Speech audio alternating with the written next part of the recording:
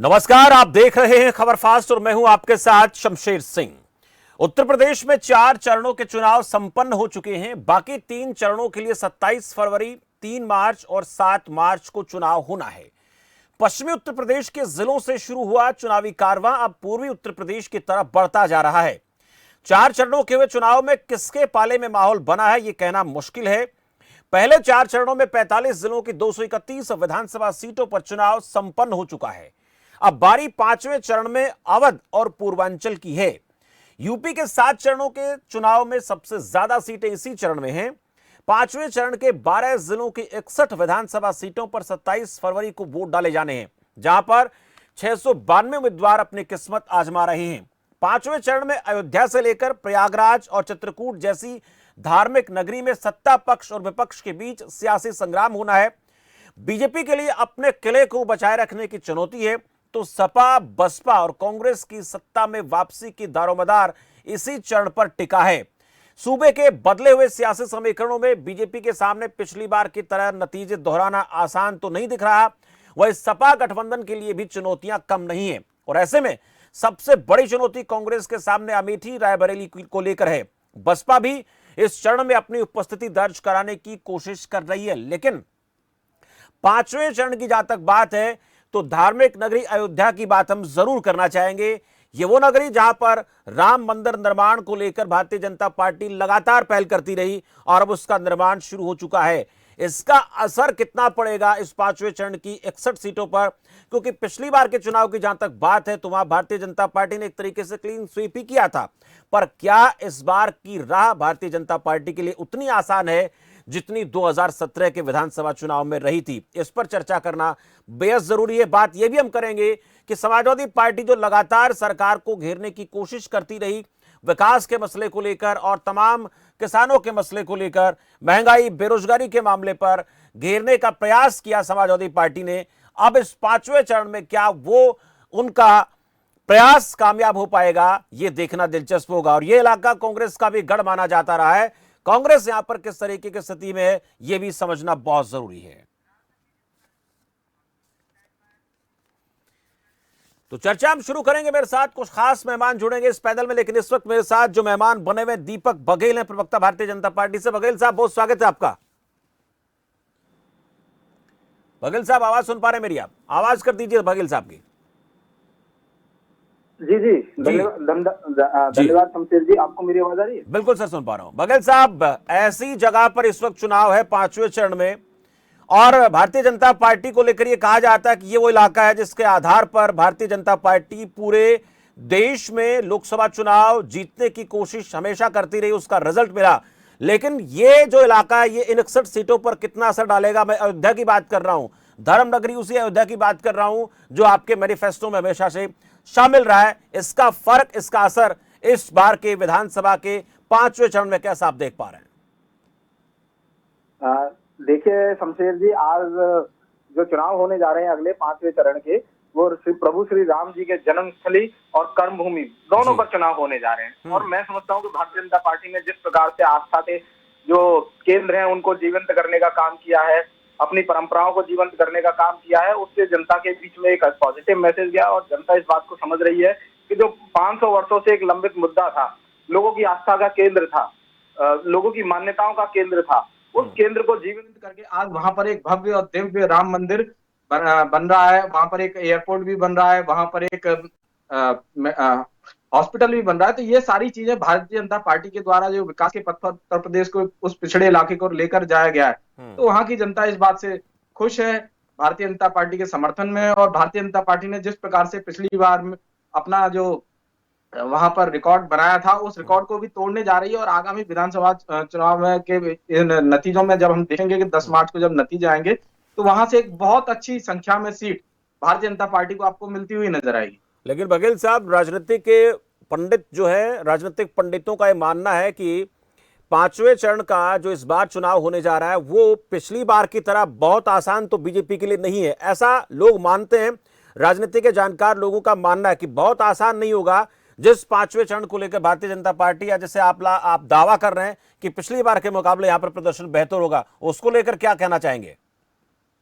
देखिए शमशेर जी, चुनाव कभी भी कोई भी आसान नहीं होता, और जब तक चुनाव में प्रतिद्वंदी अच्छा ना हो तो लड़ने में मजा भी नहीं आता। और भारतीय जनता पार्टी हमेशा से 24/7 365 डेज काम करने वाली पार्टी है। हम सेवा ही संगठन के नाम से अपने प्रकल्प चलाते हैं, और भारतीय जनता पार्टी का कार्यकर्ता जनता के बीच में सदैव बना रहता है और जनता की बात को सुनता है, और उनके जो जितने भी समस्या है उनका निराकरण भी करता रहता है। जी। और यही स्वशासन की व्यवस्था आज भारतीय जनता पार्टी ने उत्तर प्रदेश के अंदर कायम की है। जो कभी पिछड़े इलाकों में पूर्वांचल का हिस्सा जाना जाता था, आज उसी पूर्वांचल और अवध के हिस्से में भारतीय जनता पार्टी ने जो विकास की गंगा बहाई है, तो वहां से उन लोगों को लाभकारी कल्याणकारी योजनाओं का लाभ मिला है, और अधिक से अधिक लोगों को लाभ मिला है। जी। आज देखिए, आगे आने वाले समय में हमारे मैनिफेस्टो में भी आया कि हम कन्यादान 1 लाख रुपए से करेंगे। तो ये उन गरीब परिवारों को मदद है, उनकी बेटियों की शादी के लिए मदद है, जिनको बड़ी समस्याएं आती हैं इन प्रकार के आयोजनों में। हम गन्ने का मूल्य का भी भुगतान हम 14 दिन के अंदर करेंगे, और पूर्व में भी हमने गन्ने का जो समर्थन मूल्य है वो भी हमने समय पर देने का काम किया है। तो ये सारी चीजें भारतीय जनता पार्टी के दौरान में हुई है, और भारतीय जनता जी। पार्टी के कार्यकाल में हुई है। ठीक है। आप सोच सकते थे कुशीनगर के अंदर एयरपोर्ट बनेगा, इतना विशाल एयरपोर्ट बना, वहां पर गाजीपुर का व्यक्ति लखनऊ तक सीधा एक्सप्रेसवे के माध्यम से आ जाएगा। पूरे प्रदेश के अंदर एक एक्सप्रेसवे का जो जाल बिछाया है वो भारतीय जनता पार्टी ने बिछाया। ये सारी चीजें कल्पना हुआ करती थी कभी उत्तर प्रदेश के मामले में। उत्तर प्रदेश को एक बीमारू राज्य के रूप में देखा जाता था, उत्तर प्रदेश के अंदर माफिया के नाम पे देखा जाता था। आज वो सारी चीजें खत्म हो रही हैं, और उत्तर प्रदेश विकास के नए पथ पर जा रहा है, और ठीक है। इसमें प्रदेश और प्रदेश के प्रत्येक व्यक्ति की भागीदारी सुनिश्चित हो रही है। ठीक है, मैं जी। आपके पास आऊंगा। दो में खास मेहमान मेरे साथ और जुड़ चुके हैं। प्रभात त्रिपाठी हैं, वरिष्ठ पत्रकार। पार्टी साहब, त्रिपाठी साहब, बहुत स्वागत है आपका। और मोहम्मद तारिक हैं, प्रवक्ता समाजवादी पार्टी से। तारिक साहब, आपका भी बहुत बहुत स्वागत है। त्रिपाठी साहब, आपके पास आऊं उससे पहले एक छोटा सा सवाल मैं मोहम्मद तारिक से करना चाहूंगा। मोहम्मद तारिक साहब, भारतीय जनता पार्टी एक बात का दावा करती है लगातार कि राम मंदिर निर्माण को लेकर जो एक आस्था लोगों का विषय रही है, उस आस्था के विषय के आधार पर हमने राम मंदिर निर्माण का काम जो है वो शुरू किया है। लेकिन इसके साथ साथ और भी तमाम ऐसी चीजें, एयरपोर्ट को लेकर दावे किए जा रहे हैं कि विकास के पैमाने पर भी हमने काम किया है। समाजवादी पार्टी को क्या लगता है कि पिछली बार का जो प्रदर्शन रहा उससे बेहतर करने की स्थिति में आज है, टक्कर देने की स्थिति में है? और कौन से मसलों को लेकर आप चुनाव में जा रहे हैं? बीजेपी दावा करती विकास का है। देखिए, जो ये दावा करते हैं राम मंदिर का और आस्था का, वो तो सुप्रीम कोर्ट का फैसला है, उसको बार बार कहने की जरूरत नहीं है जी। और दूसरी बात यह है कि ये भी कहते हैं कि उस फैसले का विरोध हुआ। मैं जानना ये चाहूंगा इनसे कि कौन सी ऐसी संस्था है मुसलमानों की जिसने एक बार भी ये कहा कि हमें उस फैसले से ऐतराज है। मुस्लिम पर्सनल लॉ बोर्ड ने बार बार कहा कि सुप्रीम कोर्ट जो फैसला देगा हम उसको मानेंगे। आपको कोई मुद्दा ही नहीं रह गया सुप्रीम कोर्ट के आदेश के बाद, मगर आप उसको बनाए हैं, वो जनता समझ रही है। मैं आपके माध्यम से उनसे ये पूछना चाहता हूं, जो बीजेपी के प्रवक्ता हैं, कि अभी इन्होंने कहा कि हम कन्या विद्याधन 1 लाख देंगे और गन्ने का भुगतान 15 दिन में कर देंगे जी। तो श्रीमान हमको ये बता दे जरा सा कि अभी तक क्या सरकार युगांडा में चला रहे थे आप या जिम्बाब्वे में सरकार चला रहे थे? इसका जवाब दे दें कि कौन से प्रांत में सरकार चला रहे थे, युगांडा या जिम्बाब्वे में चला रहे थे, जो ये सब बातें आप कर रहे हैं। ये तो आप 5 साल सत्ता में थे, आपको जनता की बहुत मूलभूत समस्या है जी। वेस्टर्न यूपी की एक बहुत खास समस्या है ये, जिसको जब अखिलेश यादव जी ने अपने मैनिफेस्टो में रखा तो आप मजबूर हो गए। जब हमने कहा 300 यूनिट बिजली फ्री करेंगे तो आपने रेट आधा कर दिया। हम इन मुद्दों पे जनता के बीच में जा रहे हैं। ठीक, तारिक साहब आपके पास आऊं। इस बीच मेरे साथ हमारे राजनीतिक संपादक संजीव कपासा फोन लाइन पर जुड़ गए, उनसे भी छोटा सा कमेंट लेना चाहूंगा। संजीव, ये इस बार जो चुनाव हो रहा है, एक ऐसी स्थान पर, ऐसी जगह पर, धार्मिक स्थल का इलाका इसको माना जाता है, श्री रामचंद्र जी की जन्मभूमि, कर्मभूमि का क्षेत्र इसको माना जाता है। और ये जो इलाका है, इसमें भारतीय जनता पार्टी ने 2017 के विधानसभा चुनाव में बहुत बेहतर प्रदर्शन किया था। लेकिन इस बार जो मुकाबला है उसको आप कैसे देख पा रहे हैं? इस इलाके में बीजेपी की क्या स्थिति आप देख पा रहे हैं? सपा को लेकर बात भी करूंगा, और कांग्रेस क्या आपने पुराने गढ़ में कुछ करने की स्थिति में दिख रही है, या फिर मुकाबला वही बीजेपी सपा के बीच हो गया है? देखिए शमशेर, उत्तर प्रदेश में मुकाबला सीधे भारतीय जनता पार्टी और समाजवादी पार्टी के बीच है। पहले, दूसरे, तीसरे चरण की बात करूं तो भारतीय जनता पार्टी पर माइलेज लेती नजर आती है समाजवादी पार्टी। चौथा चरण जिसमें कल मतदान हुआ है, राजधानी लखनऊ जिसमें आता है, लखीमपुर खीरी जिसमें है, वो लखनऊ के आसपास के जनपद हैं, उसमें मुझे लगता है कि भारतीय जनता पार्टी थोड़ा बेहतर करती नजर आती है समाजवादी पार्टी से। लेकिन ओवरऑल हम देखें और भारतीय जनता पार्टी के तमाम बड़े नेताओं के बयानों पर गौर करें, खासतौर से देश के प्रधानमंत्री मोदी के बयानों पर, तो उनके बयान जिस तरीके से अब राष्ट्रवाद की तरफ जा रहे हैं, उससे लगता है कि भारतीय जनता पार्टी को इस बात का आभास है कि अखिलेश यादव का जो अम्ब्रेला गठबंधन है, अम्ब्रेला जो प्लेटफॉर्म है, उससे भारतीय जनता पार्टी को प्रदेश में मुश्किल हो रही है। पश्चिमी उत्तर प्रदेश से जो बयार शमशेर बहती है पूर्वांचल की ओर, वो निश्चित रूप से असर करती है उत्तर प्रदेश में। अब कितनी बयार समाजवादी पार्टी के पक्ष में बही है, कितनी भारतीय जनता पार्टी के 5 साल के कामकाज को लोगों ने सराहा है, ये तो 10 मार्च बताएगा। लेकिन एक बात जरूर है कि उत्तर प्रदेश में समाजवादी पार्टी के मुखिया अखिलेश यादव ने पूरी भारतीय जनता पार्टी को उत्तर प्रदेश में मजबूती से प्रचार करने के लिए मजबूर कर दिया है। शमशेर जी, मजबूती से प्रचार करने के लिए मजबूर किया है समाजवादी पार्टी और उसके सहयोगी दलों ने चुनाव प्रचार में। जरा समझने की कोशिश करते हैं प्रभात त्रिपाठी जी आपसे, 4 चरणों में जो स्थिति है उसको लेकर अभी खुलकर कोई कहने की स्थिति में नहीं है कि हवा किस तरफ बह रही है, लेकिन ये जरूर माना जा रहा है कि इन 4 चरणों में जिसके पक्ष में माहौल बना है उसका असर बाकी के 3 चरणों में देखने को मिलेगा। पर जो अयोध्या की बात हम कर रहे हैं, धर्म नगरी अयोध्या की बात हम कर रहे हैं, कर्मभूमि श्री रामचंद्र जी की, बाकी क्षेत्रों की बात हम कर रहे हैं, जन्मभूमि के साथ साथ वहां पर जो स्थिति बन रही है वो क्या इशारा करती है? क्या यहाँ पर भारतीय जनता पार्टी का श्री रामचंद्र जी का जो राम मंदिर निर्माण का जो कार्य है, हालांकि ये मामला सुप्रीम कोर्ट के तहत हुआ, उसके बाद क्रेडिट लेने की कोशिश बीजेपी की तरफ से की गई, ये चीजें कितना असर डालने वाली हैं इस इलाके पर 5वें चरण पर? देखिए शमशेर जी, ये निश्चित तौर पे कोई असर नहीं डालेगी, क्योंकि ये राम मंदिर का मुद्दा एक आस्था का है और इससे जनता बिल्कुल समझ गई है कि मंदिर का निर्माण तो हो ही रहा है। सवाल इस बात का है कि मंदिर निर्माण हो, लेकिन जो जन समस्याएं हैं, जो जन सरोकार है, जो स्थानीय मुद्दे हैं, उसमें जनता इस बार बहुत ज्यादा कॉन्फिडेंस से प्रत्याशियों को देख रही है कि कौन सा प्रत्याशी हमारे लिए काम कर सकता है। चेहरे भी देखे जा रहे हैं। और जहां तक पार्टी की बात रही तो बाइपोलर इलेक्शन है, भारतीय जनता पार्टी के योगी बनाम अखिलेश। लेकिन एक चीज मैं कहना चाहूंगा कि जो 4 चरण में जिस तरीके से आंधी किसी की नहीं है, सुनामी किसी की नहीं है, कोई भी दावा करे, चाहे भाजपा करे चाहे समाजवादी पार्टी करे, कांटे की टक्कर है, मुकाबले में अखिलेश है। और सबसे बड़ी चीज क्या है कि भारतीय जनता पार्टी से जो एंटी कमेंसी थी, जो नाराजगी थी, जो आज रोजगार को लेके, कोविड को लेके और जो छुट्टा जानवर है, ये सारी नाराजगी अखिलेश के अलावा कोई तीसरा विकल्प ना कांग्रेस खड़ा कर पाई ना बसपा खड़ा कर पाई। लेकिन अब जिस तरीके से भारतीय जनता पार्टी के शीर्ष नेताओं ने एक पूरे चुनाव कैंपेन को इस बार हिंदू मुसलमान भारत पाकिस्तान से हटा के कानून व्यवस्था पे केंद्रित किया और समाजवादी पार्टी के परसेप्शन को जनता के बीच रखने का प्रयास किया, वो सिर्फ इसलिए किया कि जो भारतीय जनता पार्टी की हर चरण में एक जो क्लीन स्वीप हुई थी, वो सीटें अगर ज्यादा नुकसान ना हो तो कम नुकसान हो और सीटें सेफ रहें। देखिए भारतीय जनता पार्टी के पास आज की तारीख में सीटें बचाना सबसे बड़ी एक कशमकश में भाजपा के शीर्ष नेता लगे हुए हैं। उनका मानना है कि अगर हम 314 से अगर हम 100 सीटें लूज करते हैं, 100 सीटें लूज करते हैं और 200 के आसपास रह जाते हैं तो सरकार हमारी बनेगी, हर सूरत बनेगी। और मैं आपको फिर बता रहा हूं कि 5वें चरण से और 7वें चरण तक अब जो इन्होंने नई एंट्री की है, जो यूक्रेन में हमला हुआ और जिस तरीके से मोदी को एक सुपर पावर के रूप में यूक्रेन के राजदूत ने प्रस्तुत किया कि अगर वो बात करेंगे तो मामला संभल सकता है, की ओर देश जा रहा है, पूरा विश्व जा रहा है। तो मोदी को एक सर्वशक्तिमान नेता के रूप में जिस तरीके से उभरे हैं, तो राष्ट्रवाद पे जो उन्होंने बात छेड़ दी है कि अगर वो हम रहेंगे तो राष्ट्रवाद रहेगा और ये आतंकवाद और ये सारी चीजें, लेकिन इससे हट के चुनाव हो रहा है। जनता का जो आक्रोश है वो सीधे अखिलेश के लिए ईवीएम में कैद हो रहा है। लेकिन अब ये देखना होगा कि 5वें चरण से और 7वें चरण तक योगी आदित्यनाथ का चेहरा सामने आ रहा है उस जगह, पूर्वांचल में, उस सारी जगह, और योगी आदित्यनाथ ने क्या काम किए हैं, क्या जनता वाकई में योगी आदित्यनाथ से संतुष्ट है, क्या योगी आदित्यनाथ के कानून व्यवस्था पे संतुष्ट है, क्या योगी आदित्यनाथ के जो परफॉर्मेंस और भी हैं, क्योंकि देखिए सबसे बड़ी चीज भ्रष्टाचार, परिवारवाद, और योगी आदित्यनाथ ने कोई ऐसा धब्बा नहीं लगा है कि जिससे कि बाबा के ऊपर कोई ये कहा जाए कि ये मुख्यमंत्री भ्रष्टाचार में है, लीन है, या ये मुख्यमंत्री एक जो है प्रशासनिक मामले में अक्षम है।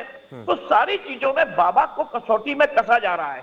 जो ये 170 सीटें का जो चुनाव होगा, जो 6 सीटें बची है, उसमें बाबा को कसौटी में कसा जा रहा है। अगर यहां से भारतीय जनता पार्टी 80 और 100 सीटों के बीच में अपने आप को बचाए रखती है तो निश्चित तौर पे कोई भी पार्टी मुझे बहुमत में आती हुई डबल सेंचुरी लगाते हुए नहीं दिखाई दे रही है। चुनाव नेक टू नेक हो रहा है, चुनाव किसानी मुद्दे में हो रहा है, चुनाव प्रत्याशियों के चेहरे पे हो रहा है, चुनाव जो परेशानी थी जनता के बीच में उसमें जो उसका फायदा मिल रहा है वो अखिलेश को फायदा मिल रहा है और मुसलमान यूनाइट है।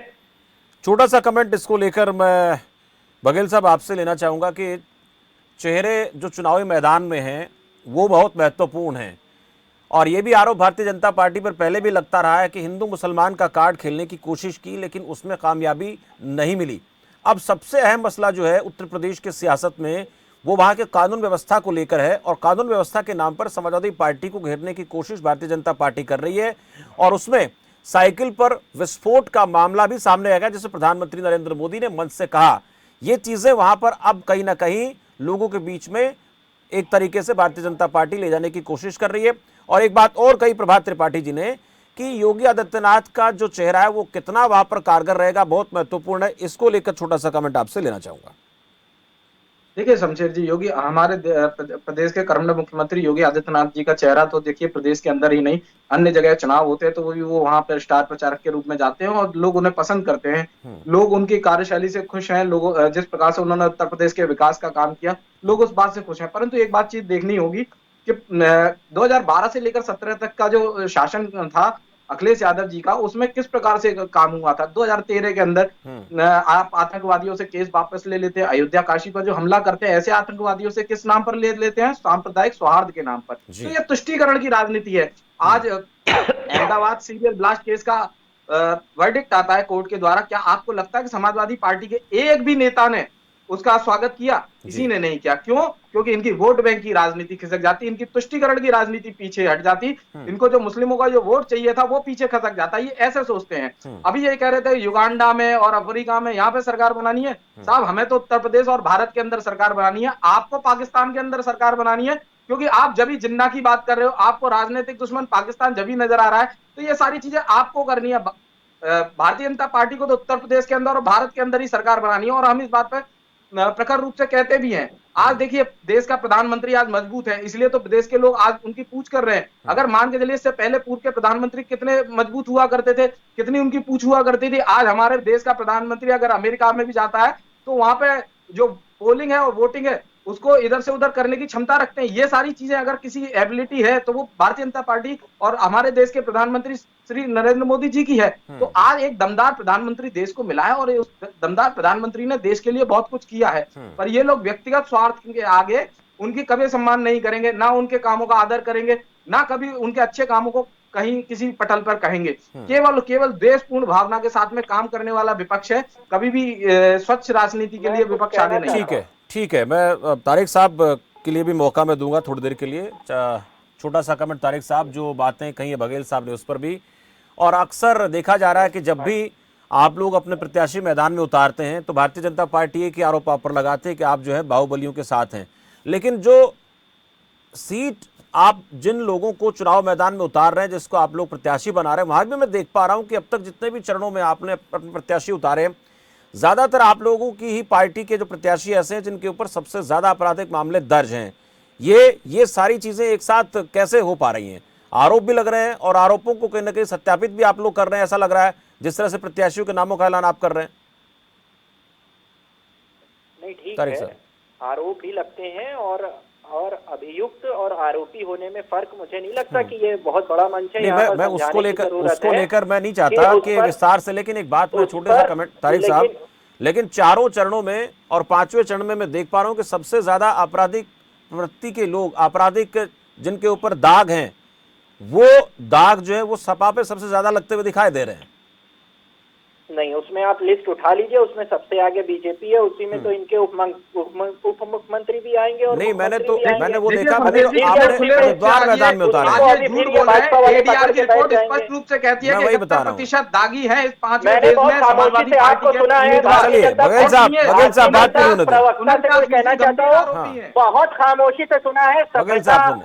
सभ्यता आपको यही सिखाती है कि मुझे मेरा कमेंट पूरा करने दे, मुझे मेरा कमेंट बिल्कुल पूरा नहीं करने तारिक साहब करना है। बोलिए, बघेल साहब प्लीज। रिक्वेस्ट है, मैंने इनको बहुत शालीनता से सुना है। बघेल साहब सुने को सुने बोलिए, तारिक यही साहब बोलिए। सभ्यता भारतीय जनता पार्टी से और आरएसएस से ये सीख के आते हैं, उसके बाद इसको यहाँ डिस्पोज करते हैं। मेरे चलिए। कमेंट को पूरा नहीं होने दिया। बोलिए सर, बोलिए बोलिए। मेरे बोलिए कमेंट को मैंने बहुत शालीनता से सुना। इनको तारिक साहब पूरी बोले बात ना, सुन फिर रहा हूं, मैं क्योंकि मुझे दूसरे का मेहमानों के पास सम्मान भी करना जाना है। यही हमें भारतीय सभ्यता सिखाती है। देखिए एक छोटा सा कमेंट यहाँ पे करना चाहूंगा कि ये बहुत ज्यादा राष्ट्रवाद की बात और जिन्ना की बात, इसके बिना ये पूरा ही नहीं होते हैं। देखिए जिन्ना की बात इन्होंने ही शुरू की और जिन्ना की जो आइडियोलॉजी थी वो विभाजन की थी। उसी आइडियोलॉजी पर देश का विभाजन हुआ था जी। और उसी विभाजन की आइडियोलॉजी को ये आगे करते रहे, चाहे श्यामा प्रसाद मुखर्जी हो या सावरकर हो। उसी विभाजन की आइडियोलॉजी को आगे ये लेते चले हैं और आज भी ये अगर किसी भी आइडियोलॉजी पे चल रहे हैं तो ये उसी विभाजन की आइडियोलॉजी पे चल रहे हैं। तभी इनके नेता जब पाकिस्तान जाते हैं तो सबसे पहले जिन्ना की खबर पर जाते हैं। ये 3-3 4-4 बार उन्हीं के साथ मिलकर सरकार बनाते हैं। इन्हीं चीजों को बार बार कहा जाता है। आइडियोलॉजी समझिए, जो गांधी की नेशनलिज्म की आइडियोलॉजी थी उसको ये फॉलो नहीं करेंगे। ये हमेशा गोडसे की जो नेशनलिज्म की आइडियोलॉजी थी उसको फॉलो करेंगे। गांधी की जो नेशनलिज्म की आइडियोलॉजी थी वो सबसे आगे ह्यूमैनिटी को रखती थी। Nationalism is equal to patriotism और patriotism is equal to humanity. तो क्या एक बेटी को दिन रात में ले जाकर जला देना ये ह्यूमैनिटी है? फिर पैट्रियटिज्म की बात करेंगे, इसी को हिपोक्रेसी कहते हैं। क्या इखलाक खान को 5 फुट की चोटी से लटका कर मार डालेंगे, फिर ये पैट्रियटिज्म की बात करेंगे, ह्यूमैनिटी की बात करेंगे, नेशनलिज्म की बात करेंगे? किस आधार पर ये नेशनलिज्म की बात करेंगे? ये इनका नेशनलिज्म बिल्कुल गलत है। ये गोडसे का नेशनलिज्म है। हम ठीक है, नेशनलिज्म की बात करेंगे। चलिए रोकूंगा मैं, वक्त का मुझे थोड़ा सा ख्याल रखना पड़ेगा। मेहमानों का मैं शुक्रिया अदा करना चाहूंगा। चर्चा उत्तर प्रदेश विधानसभा चुनाव के 5वें चरण को लेकर हो रही थी। इस चर्चा में आप मेरे साथ जुड़े, कपासिया जी आपका भी, बघेल साहब, तारिक साहब और प्रभात त्रिपाठी जी, आप चारों खास मेहमानों का इस चर्चा में जुड़ने के लिए बहुत बहुत शुक्रिया। उत्तर प्रदेश की सियासत में, सत्ता के इस महासंग्राम में 4 चरणों के लिए वोटिंग हो चुकी है, लेकिन जहां तक 5वें चरण की बात है, उस 5वें चरण में आतंकवाद, बाहुबल भी सक्रिय दिखाई दे रहा है। उसको लेकर लगातार भारतीय जनता पार्टी जो है वो समाजवादी पार्टी को घेरने की कोशिश कर रही है। वहीं दूसरी तरफ अगर समाजवादी पार्टी की बात करें तो उनका ये आरोप है कि विकास के नाम पर बात नहीं हो रही है। इसके साथ साथ जिन्ना का मसला और पाकिस्तान का मसला हम लेकर नहीं आते हैं। ये सिर्फ भारतीय जनता पार्टी की तरफ से ही प्रयास किए जाते हैं चुनाव को अपने पक्ष में माहौल करने के लिए।